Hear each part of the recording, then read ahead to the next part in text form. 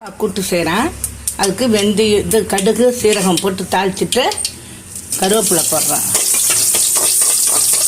2 whistle வச்சு வேக வச்சுருக்கிறேன். இப்போ இது தாளிச்சதில் எடுத்து போட போகிறேன்.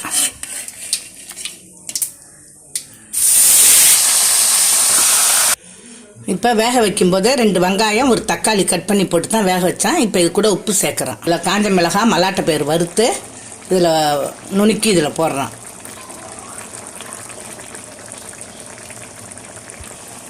நைஸாக இல்லாமல் இதேமாரி கொஞ்சம் கொரகொரப்பாக போடணும்.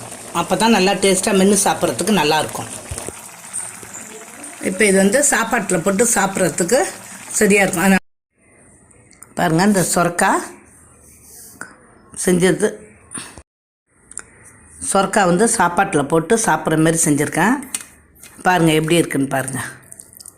சூப்பராக இருக்குது. இங்கே பாருங்கள், இதுமாரி நல்லா போட்டு சாப்பிட்டு நீங்களும் செஞ்சு சாப்பிட்டு பாருங்கள்.